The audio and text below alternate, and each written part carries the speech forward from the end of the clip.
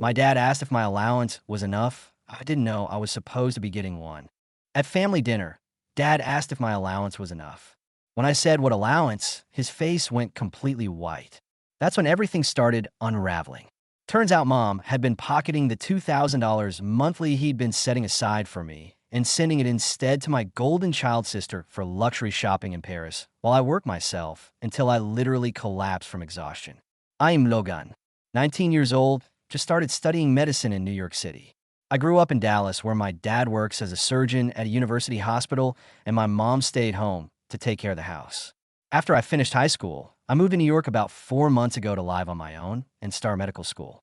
I worked really hard to get in, got accepted in July. Following in my dad's footsteps, you know? That was the plan anyway. Except I haven't been able to enjoy any part of typical college life.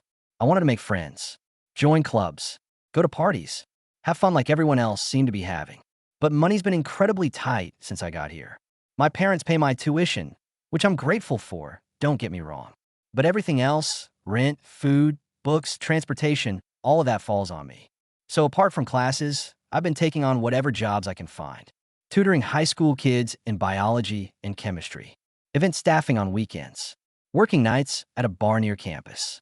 Even with all these jobs running constantly, it's been hard making ends meet each month. Really hard. Rent in New York is no joke, and living costs add up faster than I ever imagined. I switch between jobs, constantly trying to fit everything around my class schedule. Work mostly on weekends when I can pull longer shifts. But it's been absolutely exhausting, both mentally and physically. I get tired during lectures. Can barely keep my eyes open sometimes. When I finally get home late at night, after a shift, I'm so drained I struggle to find any energy left for studying. Which is a huge problem because medical school is not something you can coast through. I'm genuinely worried I might end up having to repeat the year because I'm already falling behind in several classes. Anatomy, especially.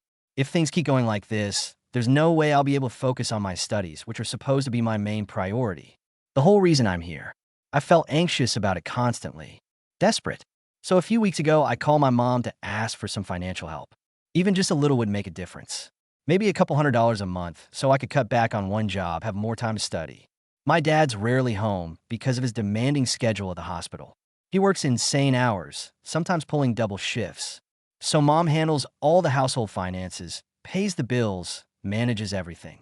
Even though Dad earns a really good income as a surgeon, Mom told me flat out they didn't have any extra money. Said paying for my tuition was already stretching them thin, so they couldn't possibly send me anything more. That answer left me feeling completely stuck. Most of my friends who live away from home get some kind of financial support from their parents. Monthly allowances, help with rent, something. I found myself envying them, honestly. But I figured maybe our family situation was just different. Maybe Dad's income wasn't as high as I'd assumed. Medical bills from his own health issues, I don't know. So I decided to just keep grinding at my jobs, work harder, sleep less. When I think about it now, things were always different between me and my sister Olivia growing up. She's 21, 2 years older than me. She's studying fashion design at some prestigious school in Paris right now. While I was always expected to work hard for everything and earn my achievements through effort, things just seemed to come easily to Olivia. Mom always called her my golden sister, the one with the special touch, the one destined for greatness. Look, I love my sister. I do. But the difference in how we were treated was impossible to ignore once you noticed it. I remember this one time when we were younger. I was maybe 10, she was 12. I brought home straight A's on my report card. All perfect scores. I was so proud, thought Mom would be excited. She glanced at it for maybe 5 seconds and said, "That's what we expect from you, Logan." Just that. Same day, Olivia brought home mostly B's with a couple of C's mixed in. Mom threw her this little celebration. Baked a cake, praised her artistic mind, said academics just weren't her thing, and that was perfectly fine because she had other talents. Dad looked uncomfortable with the whole situation, but he didn't say anything about it. Never really did. Fast forward to this August. Midterm exams came, and I hadn't studied nearly enough because of work. As expected, I bombed a few of them. Had to take retests, which was humiliating. Managed to get through the retests by late August, and then summer vacation finally started. My plan was to work as many jobs as physically possible during the long break, earn and save as much money as I could. After summer, I was planning to focus more seriously on my studies, which meant I need to reduce my work shift significantly. That's why I needed to save so much now. Build up a cushion. To save even more money, I started cutting back hard on living expenses. For meals, I'd buy instant ramen, cheap bread, and discounted pre-packaged meals from a convenience store near my apartment. Whenever I needed to go somewhere, I'd ride my bike instead of taking the subway to avoid transportation costs. I grew up in a well-off family, never had to worry about money before in my life. Never expected I'd be living in what honestly felt like poverty after moving out. It was such a busy, exhausting time. But I kept in touch with a college friend through text messages when I could. I also checked my sister's Instagram occasionally. Her feed was completely full of pictures from trendy Paris cafes, fashion shows, weekend trips to places like Monaco and Milan. Every single photo seemed to feature some new designer outfit or expensive accessory. I try not to feel bitter about it. Try to be happy for her. But it was incredibly hard seeing her living so lavishly while I was literally counting pennies to afford ramen noodles. One post particularly stung me. It showed Olivia at some rooftop party overlooking the Eiffel Tower, wearing what she tagged as a new Dior dress. The caption read, "Mom always knows exactly what I need," with hashtags blessed, fashion life, Paris. I stared at that post for a really long time, wondering how my parents could possibly afford to send her designer clothes while telling me they had absolutely no money to spare for me. Not even $100. Seeing all their fun photos made me genuinely sad. Made me realize how completely different life could be for students at the same age. My friends kept inviting me out to do things. "Hey Logan, we're grabbing dinner, you coming? Want to catch that new movie this weekend?" But I had to keep declining because I didn't have the money or the time. Finally, one of my classmates messaged me saying, "I'll drive. Let's go somewhere that doesn't cost anything. Just hang out." I replied, "Nah. I'm working every single day, plus I'm heading back home for the holiday season soon, so I won't be around anyway." They wrote back, "Are you sure you're okay? You always seem exhausted at school, and I think you're working way too much." My friend was genuinely concerned. I try to brush it off. I've got the physical stamina for it, and I need to earn my living expenses. Let's meet up once school starts again. Then I headed to my evening shift at the bar where I work. But shortly after arriving, something happened that changed everything. I collapsed during my shift. It was a busy Friday night. The place was packed with customers, and orders were flying constantly. I was carrying a tray of cocktails across the crowded floor when suddenly I felt dizzy. The room started spinning around me. The tray of drinks I was holding suddenly felt impossibly heavy, like it weighed 100 pounds. I remember trying to reach for the edge of the bar to steady myself, trying to set the tray down. That's the last thing I remember clearly. I don't remember much after that moment. When I finally woke up, I was lying in a hospital bed. Bright fluorescent lights overhead. Beeping machines nearby. A doctor came in and told me I'd collapsed due to severe exhaustion and malnutrition. They'd given me 4 fluids and run some tests. They said I could go home the same day, but I needed to rest seriously. I immediately called my boss at the bar to apologize for what happened. He told me that after I collapsed, he'd called my name several times, but I was completely out of it, couldn't respond at all, so he called an ambulance right away. He'd also contacted my parents to let them know what happened. "You've been taking way too many shifts, and I relied on that too much," my boss said. "Sorry about that on my end. I want you to rest easy for the rest of this month," which meant a serious cut in my income, exactly what I couldn't afford. Riding the subway home from the hospital, I sat there wondering if I should try to pick up more tutoring jobs to compensate for the lost bar income. I felt completely lost. I was supposed to work at the bar the next day too, but now I had it off. I decided to just stay in bed and try to rest like the doctor ordered. Checking my phone, I saw I'd missed a message from my friend while I was unconscious. I replied and explained why I hadn't answered earlier, told him what happened. After learning about my collapse and the hospital visit, my friend decided to come over to my apartment. He showed up with bags of groceries and cooked spaghetti for me. While I was eating the meal he'd so kindly prepared, we started talking about the cost of living alone in New York. When I mentioned I wasn't receiving any financial support from home, my friend looked genuinely surprised. "That's why you've been working yourself to death. Your dad's a surgeon. You should definitely be getting some help from them."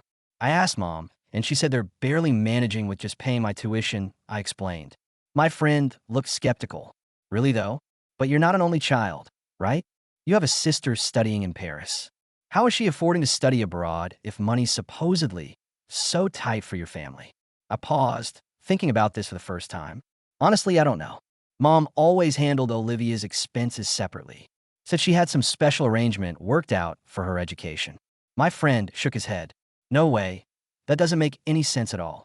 I hate to say this, but maybe there's something going on that you don't know about. Something they're not telling you. I started really thinking it over after he left. My dad's a successful surgeon. He used to drive a luxury car. Our house is in an upscale neighborhood in Dallas. I went to private schools my entire childhood. So why would mom suddenly claim they have absolutely no money to help me when Olivia seems to be living like a celebrity in Paris? Something really didn't add up here. Then I remembered a conversation I'd overheard years ago between my parents. I must have been maybe 14. Dad had asked Mom why my summer camp got canceled while Olivia was being sent to an expensive art program in Europe that same summer. Mom had said something about investing in Olivia's future, that I was more practical-minded and wouldn't mind staying home. Dad had seemed frustrated, but he'd eventually given in like he usually did when it came to Mom's decisions about his kids. I became genuinely worried something was wrong. I immediately messaged Mom asking if she and Dad were both okay. She replied after a while saying we're fine. Why? But I couldn't relax. That night, curiosity got the better of me. I did something I rarely did since Olivia and I weren't particularly close. I called her directly on her Paris number. Logan? What's wrong? You literally never call me. She sounded genuinely shocked to hear from me. I'm just checking in, seeing how things are. How's Paris treating you? She launched into this enthusiastic description. Amazing as always. Mom just sent me the cutest Chanel bag as an early birthday present for next month. She's always so thoughtful with her gifts, honestly. My stomach dropped when she said that. Oh, that's really nice, I managed to say. Hey, I was actually wondering, how are you managing financially over there? Paris must be incredibly expensive. She laughed. Oh, I don't worry about that stuff at all. Mom transfers me about $3,000 every month for general expenses, plus extra money whenever I need something special. You know how she is with me, always making sure I have what I need. I felt like someone had just punched me hard in the chest. $3,000 every single month. When I've been told there wasn't a single dollar to spare for me. When I've been working myself unconscious just to afford ramen noodles. I ended the call quickly, making up some excuse about needing to study for an exam. Part of me thought maybe they were just saying they had no money to keep me from worrying, or maybe to teach me some kind of lesson about independence and hard work. Since I'd already planned to go home for the upcoming holiday season, I decided I would wait and talk to my parents about this situation in person. Face-to-face seemed better than over the phone. After thanking my friend for everything, he joked I'll be waiting for some Texas souvenirs when you get back. I felt genuinely grateful to have a friend like him in my life. The holiday season arrived, and I booked the cheapest flight I could possibly find back to Dallas. I could only afford to stay for one night and a day because of my work schedule, but I was really looking forward to seeing my parents. When I arrived home, both of them greeted me at the front door. My dad's face changed the second he saw me. You've lost so much weight, Logan. A lot of weight. He looked genuinely shocked. I hadn't really noticed it myself since I see my reflection every day, but apparently I looked quite different from when I'd left. My mom was also taken aback and went silent, just staring at me. For lunch, Mom had prepared this nice spread. Salad, soup, chicken wings. Actual real food. For the first time in months, the three of us sat down together to eat as a family. As soon as we sat down at the table, Dad looked at me with this worried expression and said, "You look so much thinner than before. Are you eating properly at school?" I decided to tell him the truth. Not really, to be honest. It's actually been quite a while since I had a meal this nice, this substantial. His concern deepened. What do you usually eat then? Instant noodles mostly. Bread. Sometimes discounted pre-packaged meals from convenience stores when they mark them down at closing time. What about the cafeteria food at school? He asked. I shook my head. The cafeteria is way too expensive for my budget. Dad looked confused. Is it really that expensive, though? It's about $5 per meal, I said. $5 isn't that much. Hearing that, my dad looked genuinely puzzled, like something wasn't making sense to him. Then he asked a question that changed everything. Is the money I've been sending you each month enough for your expenses? Are you managing okay with it? I was completely confused. I haven't been getting any money, I said. What do you mean? My dad looked shocked, his fork frozen halfway to his mouth. What do you mean you haven't been getting any money? So you haven't received anything for the past 4 months since you moved? I haven't received a single dollar, I confirmed. Have you really been sending money? His face went pale. I specifically asked your mother to transfer $2,000 every month into your account. I set that up before you even moved. Really? I was absolutely stunned. But mom told me directly that your finances were tight, that you were barely managing to afford my tuition and couldn't possibly send any additional money. Dad looked completely baffled now, turning to look at mom. We have plenty of money saved. What's going on here? He turned to her directly. Mom, Paisley, have you been sending money to Logan like you were supposed to? Like I specifically asked you to do? Mom just looked down at her plate without saying anything. The silence stretched out uncomfortably. I started to genuinely worry then. Maybe Dad had gotten sick and couldn't work for a while, and that's why the money stopped. Maybe there was some medical emergency I didn't know about. No, Dad said, reading my expression. I've been working completely as usual. Full schedule at the hospital. Relief washed over me. That's good to hear at least. But then the confusion returned. But then why didn't I receive any money? I was so lost. And how is Olivia affording to live in Paris if money's supposedly so tight for our family? The expenses there must be enormous. What do you mean, what about Olivia? Dad asked. He looked even more confused now. What's going on? He demanded again, this time more firmly. Mom still stayed completely silent, wouldn't look at either of us.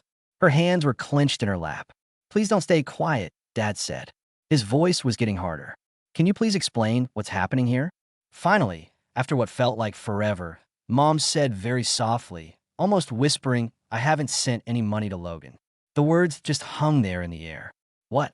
Dad's voice rose sharply. You haven't sent any money to Logan at all? She nodded slowly, still not meeting our eyes. Both Dad and I were completely shocked. Why not? Dad asked. His voice was shaking slightly. Why would you not send him the money I specifically told you to send? There are just too many expenses we have to cover, Mom started to explain weakly. Dad cut her off. Isn't our home loan already completely paid off? We paid that off 3 years ago. Mom realized she couldn't hide any longer. The truth was coming out whether she wanted it to or not. I've been keeping the money for Olivia instead, she finally admitted. The words came out quietly, but they hit like a bomb. I was absolutely shocked. What do you mean you've been keeping it for Olivia? What does that even mean? She needs it more than you do, Mom said. Her voice was getting slightly defensive now, like she was justifying herself. She's studying fashion in Paris. It's an incredibly expensive city. She needs to look the part, make the right connections, network with the right people in the industry. This is her future we're talking about. I asked you for money, I said. My voice was shaking. I asked you for even just a little bit of help, and you told me you couldn't afford it. Meanwhile, you've been sending Olivia $3,000 every single month for designer clothes and parties. Mom's head snapped up. How do you know exactly how much I've been sending her? Before I could answer, Dad interjected. There was a call recently from Logan's workplace saying he collapsed from overwork and exhaustion. That's why I'm here, now noticing how much weight he's lost. His voice was rising with anger. Wait, Logan collapsed, Mom said. She looked shocked. What happened? Are you okay? It seemed Dad hadn't told her about the collapse before. He must not have known himself until my boss called. Yeah, but it wasn't that serious. I tried to downplay it. Why didn't you tell me about this? Dad turned to Mom. His voice was really rising now, genuinely angry in a way I'd rarely seen. I was scared, Mom said quietly. I was scared you'd find out I wasn't sending him the money like you asked. Scared you'd find out what I'd been doing. Wait, Dad said. He held up his hand. His voice was tight with barely controlled anger. Let me make sure I understand this correctly. You've been withholding Logan's allowance, the money I specifically set aside for him. You let him struggle to the point where he literally collapsed from exhaustion and malnutrition. Meanwhile, you've been secretly sending extra money to Olivia. For what exactly? Shopping sprees and parties in Paris? It's not like that, Mom protested weakly. Olivia has real potential. She needs to maintain a certain image in the fashion world. You don't understand how that industry works. And Logan doesn't have potential? Dad's voice was incredulous now. He's studying medicine, Paisley. He's following in my exact footsteps. He's going to be a doctor. That's exactly it, Mom shot back. Her voice got stronger, more defensive. He's exactly like you. He'll be fine no matter what. He doesn't need help. He's strong and capable. But Olivia is special. She's more delicate, more sensitive. She needs our support in ways Logan doesn't. I couldn't believe what I was hearing. The words felt like knives. All those years growing up, I'd sensed the favoritism. Felt it in small ways. But hearing it stated so directly, so baldly, was devastating. How much have you been giving her total? Dad asked. His voice had gone dangerously quiet. Mom hesitated before answering. 3,000 a month for living expenses. And maybe a little extra, sometimes for special occasions. How much extra? Dad pressed. I don't know exactly, Mom said vaguely. Maybe another 2 or 3,000 some months. For networking events, proper clothes that fit the fashion industry standards, accessories she needs. Dad's face had gone completely pale. So you've been diverting $5,000 or $6,000 a month to Olivia, while Logan has been literally starving himself and working to the point of physical collapse. When you put it that way, it sounds really bad, Mom said defensively. But Olivia is building her entire future career. She needs these things to succeed. And what exactly has she been buying with all this money? Dad demanded. Just things she needs for school and her career, Mom replied evasively. Things like the Chanel bag you just bought her for her birthday next month, I added quietly. The one she told me about on the phone. Mom looked at me with shock and something like betrayal in her eyes. How did you know about that? I called her recently, I explained. She told me everything. How you always make sure she has exactly what she needs. How you send her extra money whenever she wants something special. She was actually really happy about it. Thought it was completely normal. This is absolutely unbelievable, Dad said. He was shaking his head in disbelief. Logan had to work until he literally collapsed unconscious because he didn't have money for food. Meanwhile, his sister is parading around Paris with designer handbags and go to rooftop parties. Olivia has always been special, though, Mom said. Her chin rose defensively. She's always needed more support than Logan. More guidance. She's gifted in different ways. No, Dad said firmly. His voice cut through her excuses. What she needs is a serious reality check. And honestly, so do you. He turned to look at me directly. Logan, I'm so incredibly sorry. I had absolutely no idea any of this was happening. I genuinely thought you were receiving your allowance all along this time. I thought you were managing fine. It's okay, Dad, I started to say. No, he interrupted me sharply. It's absolutely not okay. None of this is even remotely okay. He turned back to Mom with steel in his voice. Paisley, from this moment forward, I'm going to personally handle all the family finances myself. I'll send money directly to Logan's account, and I'm going to be monitoring it. And we're going to have a very serious discussion about drastically cutting Olivia's expenses. You can't do that, Mom protested. Her voice rose in panic. Olivia needs that money for her future. What Olivia needs, Dad cut her off harshly, is to learn the actual value of money. She's 21 years old, living like some kind of celebrity socialite entirely on our dime. Meanwhile, her younger brother nearly worked himself to death. This stops right now. Immediately. The rest of lunch was incredibly tense and mostly silent. I picked up my food, even though I'd been ravenous when we sat down. Suddenly, my appetite was completely gone. Mom kept dabbing at her eyes with her napkin, playing the victim role. Dad sat rigid with anger, his jaw clenched so tight I could see a muscle twitching in his cheek. Afterward, I retreated to my childhood bedroom, feeling completely overwhelmed by everything that had just happened. I could hear my parents arguing downstairs. Their voices would rise occasionally before dropping back to tense, angry murmurs. I lay on my bed staring at the ceiling, thinking about all the years of subtle favoritism I'd experienced. The way Olivia got a brand new car for her 16th birthday, while I was told I could save up and buy my own. How her artwork was framed beautifully and displayed prominently all throughout our house, while my academic achievements and awards were treated as completely expected and unremarkable. The summer I'd really wanted to attend this specialized science camp, but was told it was too expensive, only to find out later that same summer Olivia had been sent to a month-long art program in Italy. It all made complete sense now. The pattern had been there my entire life, but I'd never fully understood just how deep it went. The financial disparity was just the most recent and most extreme manifestation of Mom's lifelong preference for my sister. Later that evening, Dad knocked on my bedroom door. Can I come in? He asked quietly. I nodded, and he came in, sitting heavily on the edge of my bed like the weight of everything was crushing him. I want you to know how deeply sorry I am, he said. His voice was thick with emotion. I genuinely had no idea your mother was doing this to you. I thought you were getting your allowance. I thought Olivia was on a much more modest budget in Paris. It's not your fault, Dad, I said. But it is though, he insisted. I should have been much more involved in managing our finances. I trusted your mother to handle things fairly between you two, and I was way too busy with work to pay proper attention. I let this happen. He sighed deeply, looking older than I'd ever seen him. I've already called Olivia tonight. Told her there are going to be major changes. She was pretty upset about it. What kind of changes? I asked carefully. Her allowance is being immediately reduced to $1,000 a month, he said. The exact same amount you'll be getting from now on. Anything beyond that basic amount, she'll need to earn herself through part-time work. She's not going to like that at all, I said quietly. I was thinking of my sister's extravagant lifestyle. No, she's definitely not, Dad agreed. But it's extremely long overdue. This should have happened years ago. He hesitated before continuing. There's something else you need to know about. Something I discovered when I started really digging into our finances tonight. Your mother hasn't just been favoring Olivia with monthly money.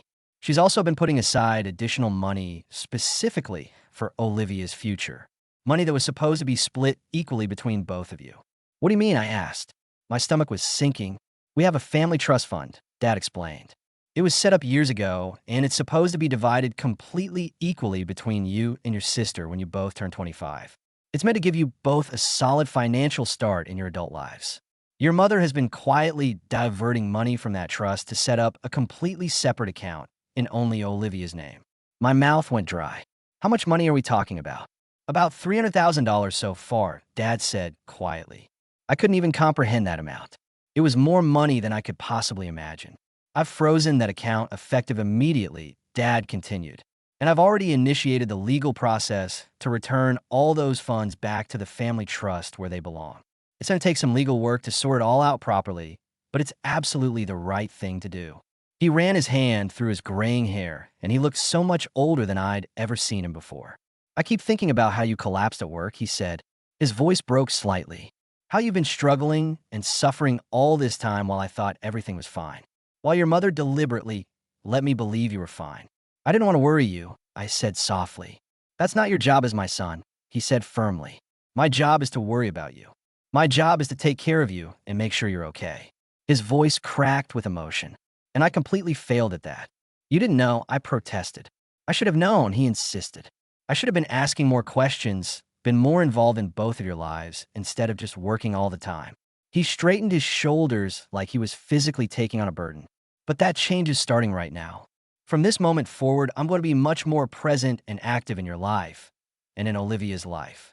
And I'm going to make absolutely sure things are fair and equal between you two from now on. That night, Olivia called me.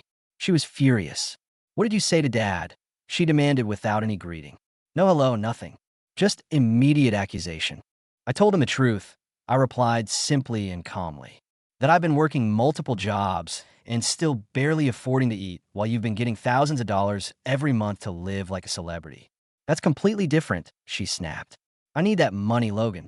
Do you have any idea how expensive it actually is to live in Paris? To dress appropriately for fashion school? To make the right connections? Do you have any idea what it's like to collapse from sheer exhaustion? I shot back. To be working so many jobs you don't have time to eat or sleep properly? To end up in a hospital on 4 fluids because you're malnourished? There was a long pause on her end. Is that really what happened to you? She asked. Her voice had changed slightly. Yes, Olivia, I said tiredly. That's really what happened. While you were buying Chanel bags and go to rooftop parties, I was working 60-hour weeks on top of medical school and living on instant ramen noodles. There was another long pause. I didn't know that, she said quietly. Her voice was smaller now. Would it have even mattered if you did know? I asked. She didn't answer that question. Instead, she pivoted. What am I supposed to do now, though? Dad says I'm only getting $1,000 a month from now on. I can't possibly live on that in Paris. It's impossible. Welcome to the real world, I said without much sympathy in my voice. Get a part-time job like I did, like thousands of other students do. A job? She sounded genuinely shocked. I'm studying fashion design, Logan. It's incredibly demanding. I don't have time for a job on top of school. I'm in medical school, I pointed out. Somehow I've been managing to work and study. You'll figure it out. She hung up on me without another word. The next morning, the tension in our house was at an absolute all-time high. Mom barely spoke to anyone, just moved around the kitchen like some kind of ghost. Dad kept trying to engage me in conversation, like he was trying to make up for years of lost time all in one morning. Your mother and I have been talking extensively, he finally said over breakfast. We need to make some major changes as a family. What kind of changes? I asked. I glanced at Mom, who was staring fixedly into her coffee cup like the answers to everything were floating in there. For one thing, I'm taking complete control of all the family finances going forward, Dad said firmly. No more joint accounts where your mother has access. And I'm going to be significantly more involved in both your lives from now on. Much more present. Mom finally looked up then. I still think you're being far too harsh on Olivia, she said. She needs support. What she needs, Dad interrupted sharply, is to learn the same lessons Logan has had to learn the extremely hard way. Independence, responsibility, the actual value of hard work and money. She's different though, Mom insisted. She's more sensitive than Logan. More delicate. No, Dad said firmly. His voice was hard as steel. She's not different. She's just been treated differently by you for her entire life. That's the only difference. Mom fell silent again, retreating back into herself. There's something else we need to discuss as a family, Dad continued. He turned back to me. Your mother and I, we're having some serious problems in our marriage. My heart sank. What kind of problems? I asked, though I already knew the answer. This whole situation with the money, Dad said carefully. It's brought to light some much deeper issues in our relationship. Your mother's blatant favoritism toward Olivia has been going on for years and years. And I've allowed it to happen by not paying enough attention. I didn't realize how extreme it had actually become until now. What are you saying exactly? I asked. Though I knew. We're going to try marriage counseling, Dad said. We're going to work on this. But I want to be completely honest with you, Logan. I'm not sure our marriage can actually recover from this. The trust between us is fundamentally broken. Mom's eyes suddenly became fierce. You're blaming me for all of this, she said accusingly. For wanting to give our daughter the best possible chance at success in her field. I'm blaming you for lying to me for months, Dad replied evenly. For essentially stealing from our son. And for potentially emptying our retirement savings accounts to fund our daughter's shopping addiction. Yes, I'm blaming you for that. I flew back to New York the very next day. My head was absolutely spinning with everything that had happened in less than 24 hours. Dad had already transferred $5,000 into my bank account before I left. Back pay for the allowance I should have been receiving these past 4 months, he explained. Plus, he promised regular monthly transfers would start immediately. Focus on your studies now, he told me at the airport when he dropped me off. That's what's truly important. That's what should be your priority. The first thing I did when I got back to my apartment was go grocery shopping. Real grocery shopping. Fresh vegetables, actual meat, fruits, yogurt, cheese. Foods I hadn't been able to afford in months. I cooked myself a proper real meal and sat down to eat it slowly, savoring every single bite.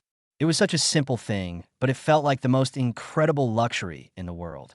With the financial pressure suddenly eased, I was able to cut way back on my work hours almost immediately.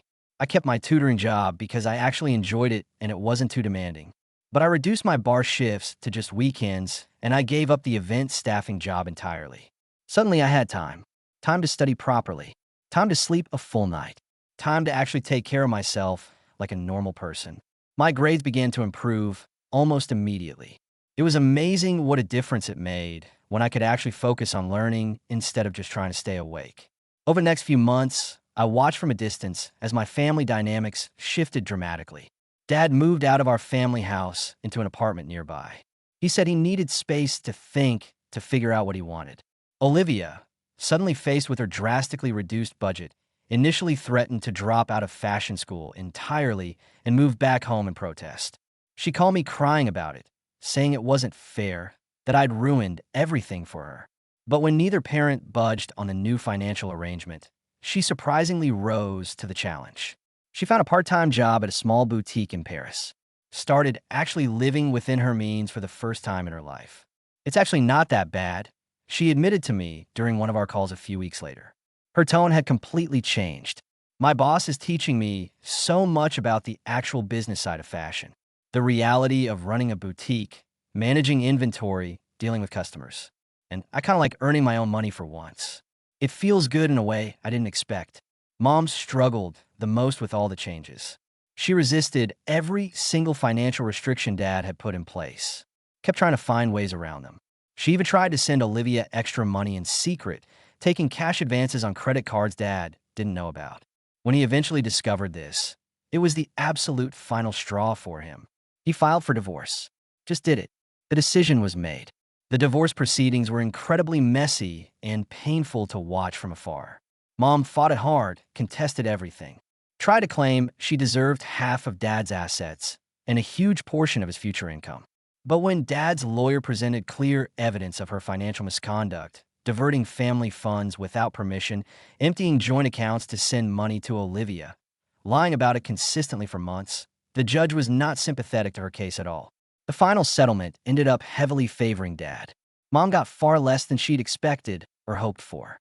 During this entire time, I focused completely on rebuilding my health and my academic standing. With proper nutrition and adequate rest for the first time in months, I gradually regained the weight I'd lost. My energy started returning. I didn't feel like a zombie anymore. My professors all noted the dramatic improvement in my work. One of them even pulled me aside after class to say, "Whatever you changed, keep doing it." And I finally had time to join the Pre-Med Student Association, something I'd been way too busy to even consider before.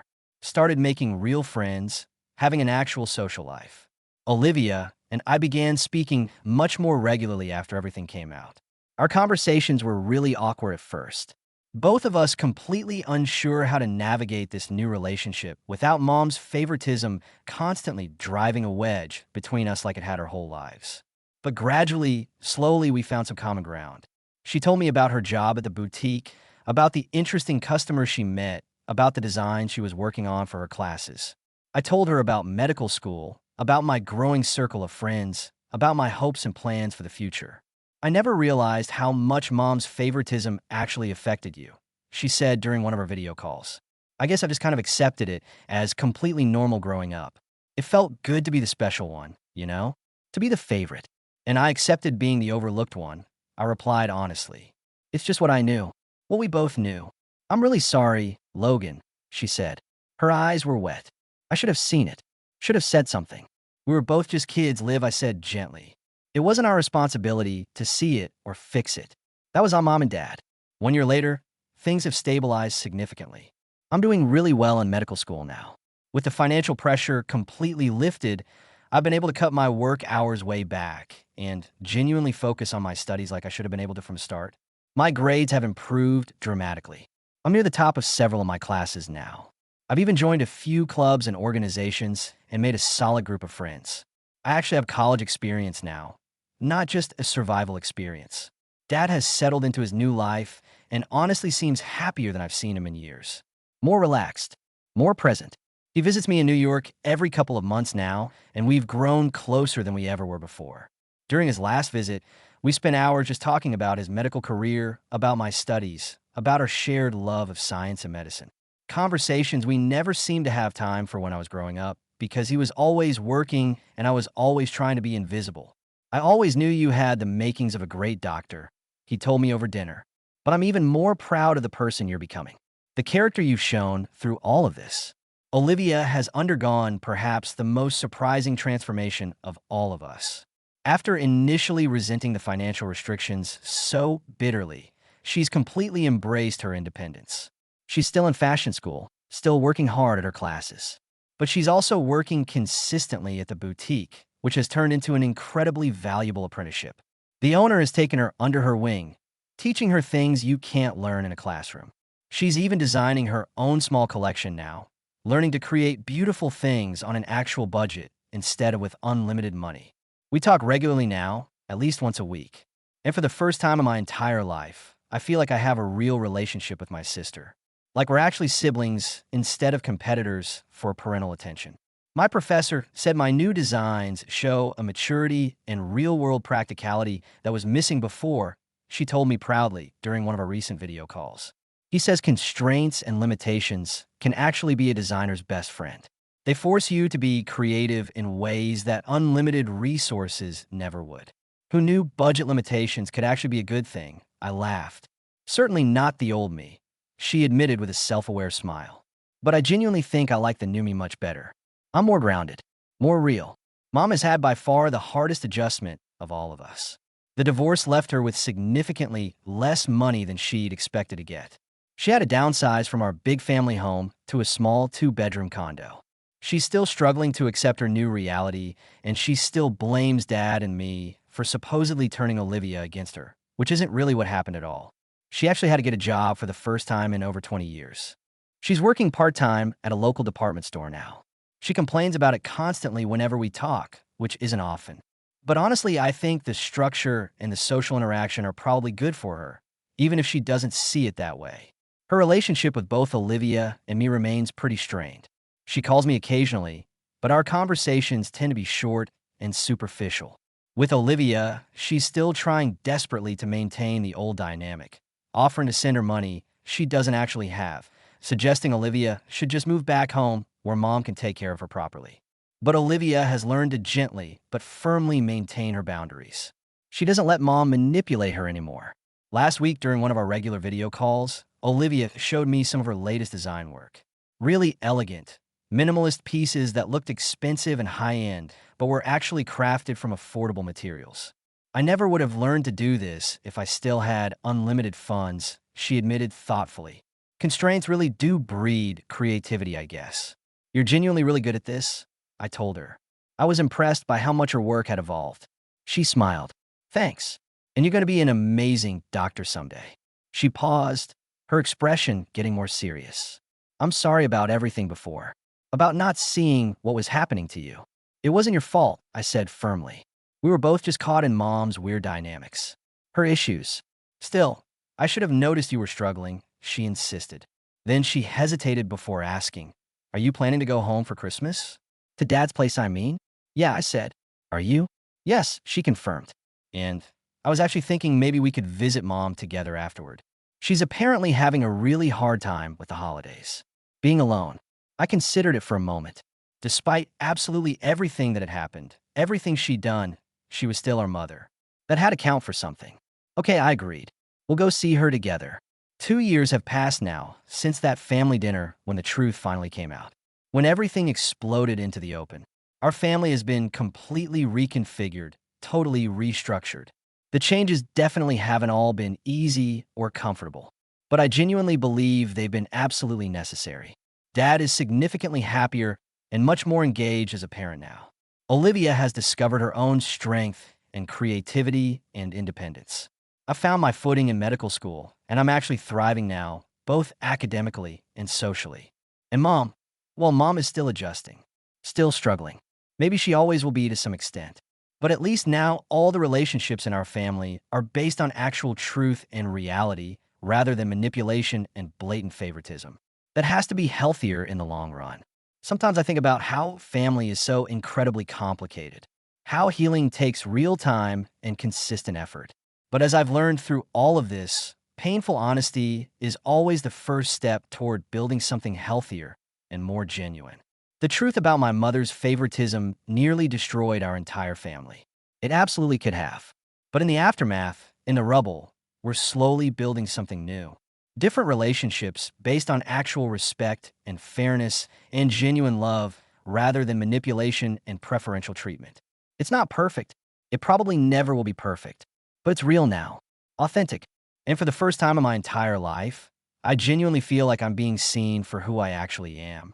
Not just as the less favored child, the overlooked one, the one who didn't need help, but as Logan, a medical student, a son, a brother, a person who's worthy of support and love and attention, exactly as I am. 3 years after everything came out, I never expected how much would continue to change.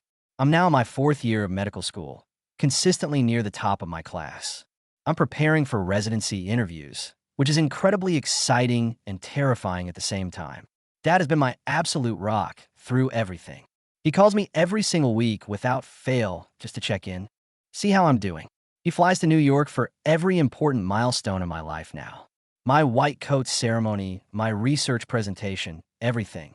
Last month, Olivia surprised absolutely everyone by launching her first independent fashion collection in Paris. A small collection, but entirely hers. What shocked me most was seeing Dad sitting in the front row at her fashion show, just beaming with pride. After so many years of her being exclusively Mom's project, Mom's favorite, she and Dad have built their own genuine relationship. They talk regularly now about fashion and business and life.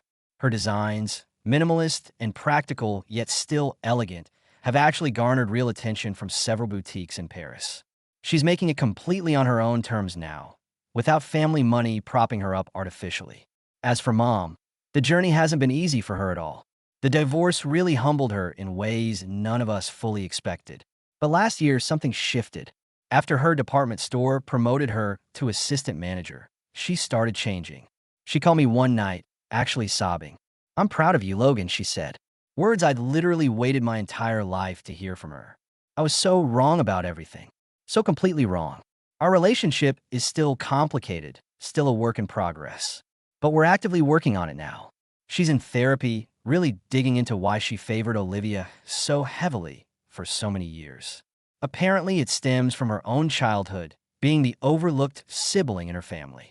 She's finally learning to see both her children clearly and equally. The most unexpected development came about 6 months ago. Dad met someone new, Catherine, a pediatric nurse at his hospital. Watching him fall in love again at 52 has been genuinely beautiful to witness. He's lighter now, happier in a way I haven't seen since I was very young. When he called to tell me he was planning to propose to her, I felt nothing but pure happiness for him. She makes him smile in this completely unguarded way. This upcoming Christmas will be our first holiday with everyone together in this new configuration. Dad and Catherine, Olivia flying in from Paris. And yes, even Mom is invited. It definitely won't be perfect. Family never is, not really. But we'll be honest, built on truth instead of lies and favoritism. I think about my collapse sometimes. How I ended up in that hospital on 4 fluids, completely depleted. How something so painful and scary became the catalyst for finally healing our family's really deep wounds. I genuinely wouldn't wish that experience on anyone, but I also can't regret where it ultimately led us. Sometimes things have to fall apart completely, shatter into pieces, before you can rebuild something stronger and more authentic. Before you can build something real. That's what we're doing now, taking all those broken pieces and carefully building something new. It's not the family I grew up in. That family is gone forever.